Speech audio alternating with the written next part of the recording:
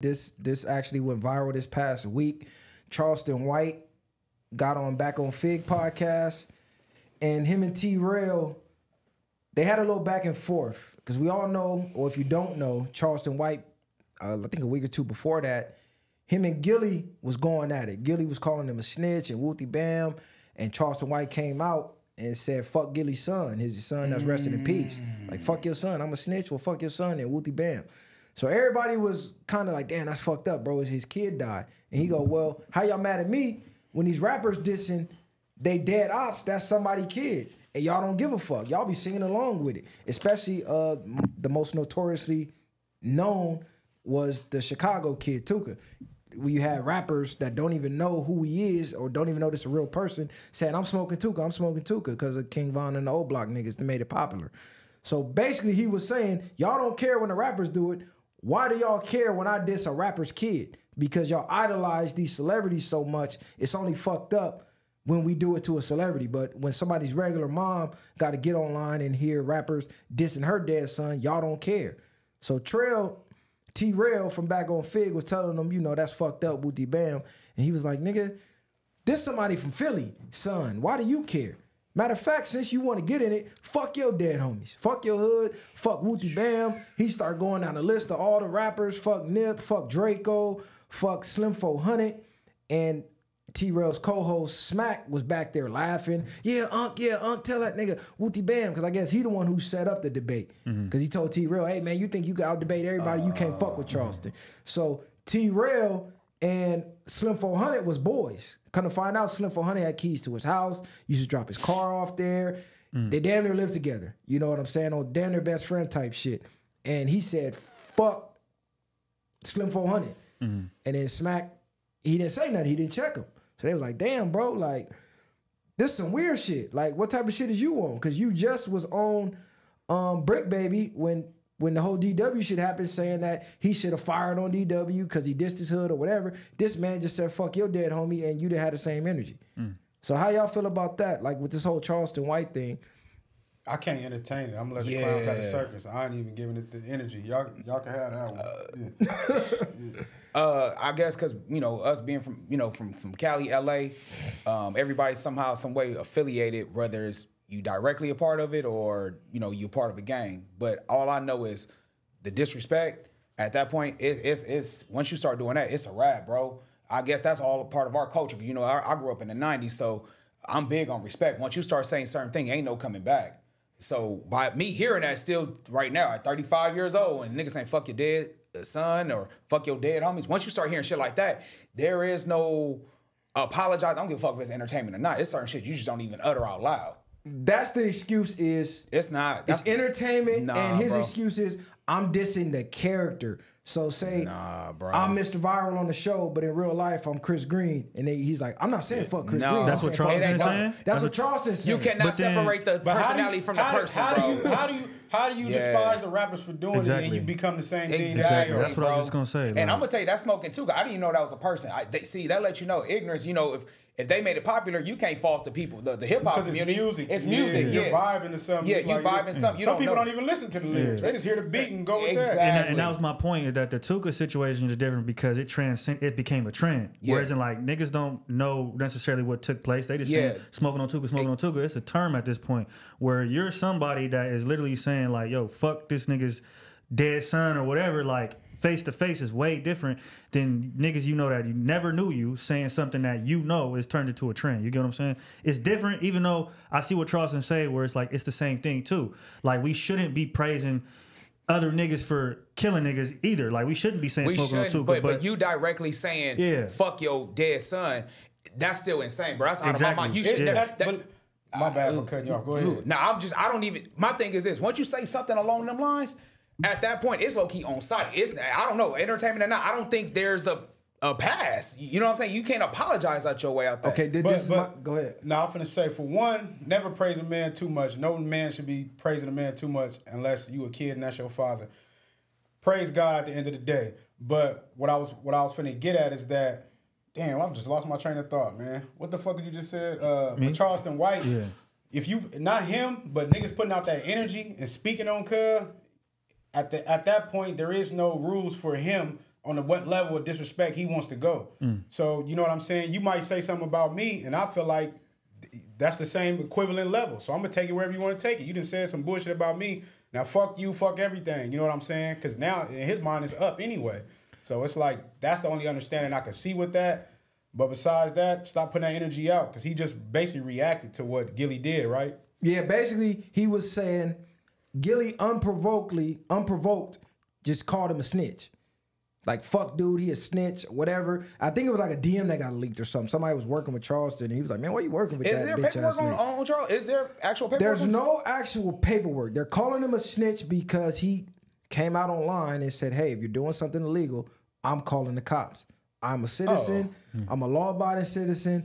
I'm going to call the police. I'm against gangs. I'm against crime. I'm against everything that rappers stand for. I'm going to call the police. So with that said, that's why they were calling him a snitch. He never actually snitched on somebody. At this point, with people like Charleston White, it's like, if you don't want that type of energy in your realm, then stop entertaining it. Like he said, he's not, he's a civilian. He's going to call the police. He even said that, or he used to be, you know, a whole community service outreach. He still does it now. He literally has said he's just doing things to grasp the attention of people. So at this point, if you're having him on your show, you already know. Like, to me, you're entertaining like a troll. Yeah, and you're complicit in it. Like, you know what he about to go do on the show. You're not gonna stop him. So it's like, if you don't want that kind of energy on your show, don't bring bro on there. I feel you on that. Yeah, it's all about because you know what he gonna do. Yeah, what you want to consume. And I think that's more along the lines of what it was. Is they already knew he was gonna do this type of shit. So it's like, all right, I signed up for this for a viral moment. Hey, let me ask you this though, viral. Do you agree with you can diss the personality and not diss the person? Nah, because it's all in one. Because I'm me regardless. It's like, okay, I'm Mr. Viral, but nigga, that's still me. That's still a section of me. I'm not acting on here. If you know me in real life, facts. I don't get on here and portray an image. This is really me. This is really us. Like, you know, for real talk. Like I didn't even name myself. Somebody gave me that name for the way I was living, and I'm like, damn, that got a ring to it, and I ran with it. These niggas, a lot of these niggas do get on the camera and they're acting and portraying something they're not.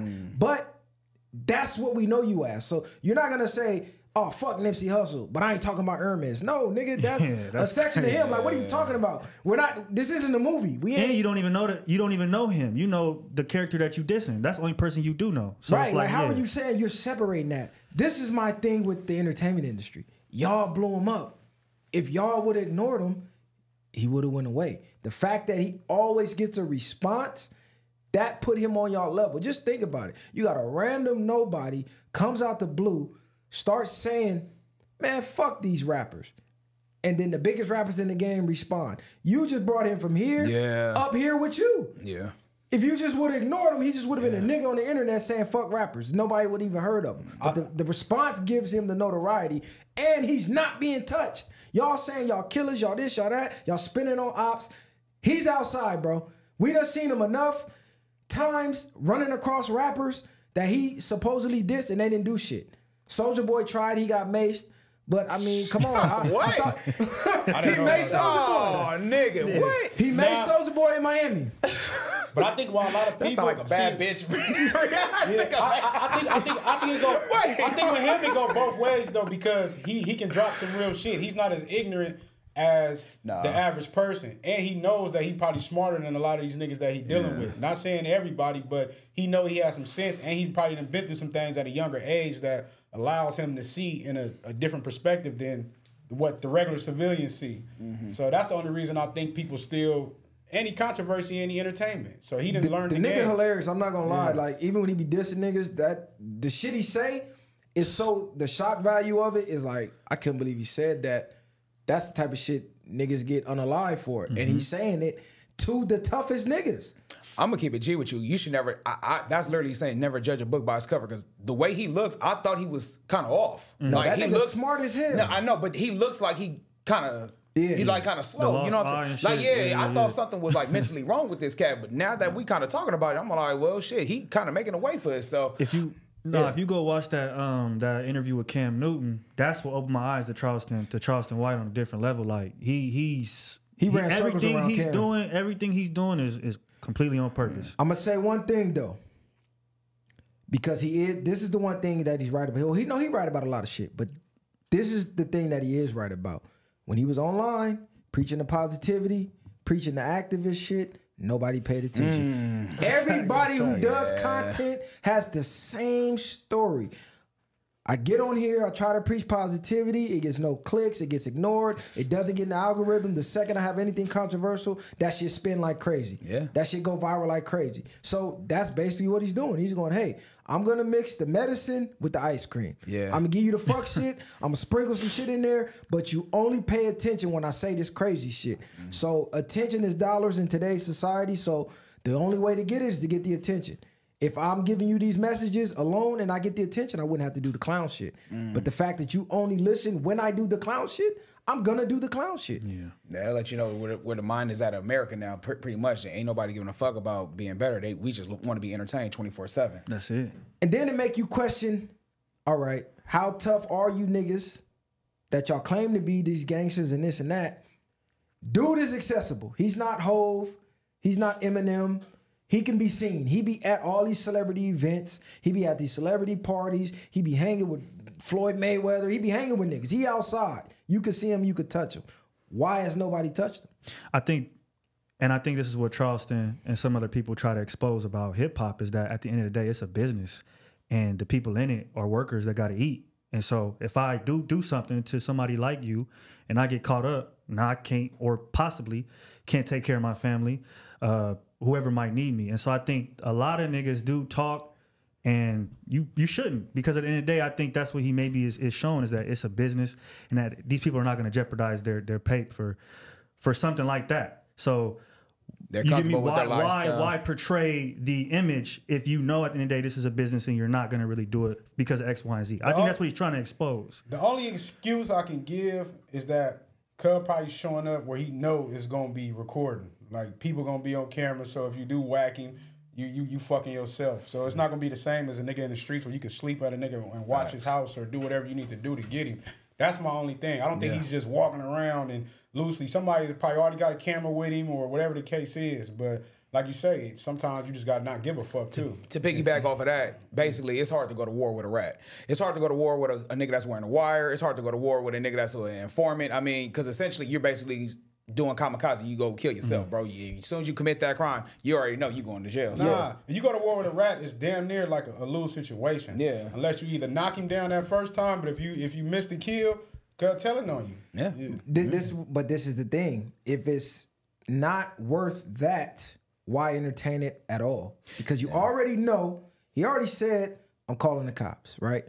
Mind you, I never see, no, you know what? Yeah, he did. He called the cops on a lot of these niggas. He actually got some nigga in Atlanta locked up with his PO and all type of crazy shit. So knowing that, I wouldn't even want to be around this cat. This the thing though. Knowing this, why even have the back and forth? This what makes me think these niggas look for the viral moments. They're not even upset at what he's saying. They just know, if I get into it with Charleston, I'm gonna get a viral moment. I'm gonna be in the media for the next 3-4 days. I can promote what I need to promote. I got all eyes on me. I just got to put up with him saying fuck my homies or whatever, fuck my hood or whatever. But I think niggas at this point that's playing the media game, they're playing the game too. They just got their poker face on. It's like the same thing with Flacco. All these LA niggas saying, oh, fuck Flacco, blah, blah, blah, he this, he that. Now that Flacco's starting to work with these niggas, they like, oh, I work with him, he cool. Like, you feel me? You just got to know the antics. He's not really like this behind the scenes. So was niggas really mad at the antics, or was niggas mad they couldn't profit off the antics? I feel like niggas mad they couldn't profit. I think it's a mix of both. I think, too, we need to bring the question of why does, like, because ego plays a big part in hip hop too, I think, and image and how you respond to things are important. So I feel like we can sit up here and say maybe, you know, y'all shouldn't respond as rappers, but when you sitting up here this tall, something about our culture and the game of hip hop makes you respond to people like that. Because if you don't, now you might hear things about you later on about you being a certain type of way. And unfortunately, I think most people can't stand on their 10 and be like, I'm not entertaining the circus. So they feed into what everybody else is thinking, and then they do respond because they don't want to look like a punk or weak or whatever the case is, even though this dude is really beneath you. And I think that's a problem that we do have in our culture, is that we do go beneath us based off of what other people are going to think.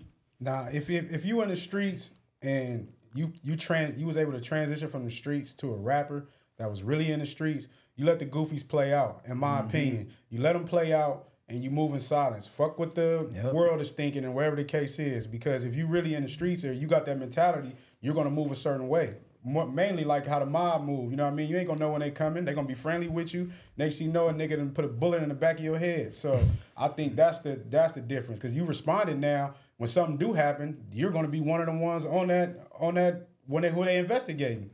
I ain't nothing like these fucking rap niggas. Rest in peace, Nip, bro. Nip was like the last of the Mohicans damn near. I don't see Nip playing these type of games with a nigga like Charleston, you feel me? I just don't see it. I feel like this, bro. I just feel like us as black men, bro, we got to stand on something. You said about the profiting part. At some part, we got to protect our own culture. Like, certain shit shouldn't just even be for sale. Fuck working with them, fuck having money, man. Where's your principle at as a man? Like, bro, if they up here saying all this reckless shit for entertainment, let that shit be entertainment. But you as a man, you still got to have standards for your household, for you being the head of your household and our culture. It's just like a mockery of us. Like, niggas can say what they want to say with no repercussions, and they getting paid to be acting like clowns. It's like, where are we at then? Where are we at in society now, man? We need to, everything is for sale. That shit is like low-key disheartening because it's like, you don't see nobody else doing that shit. You don't hear the Jews doing that or the Arabs or the Chinese. You know what I'm saying? Nobody doing that shit with their own culture except for us.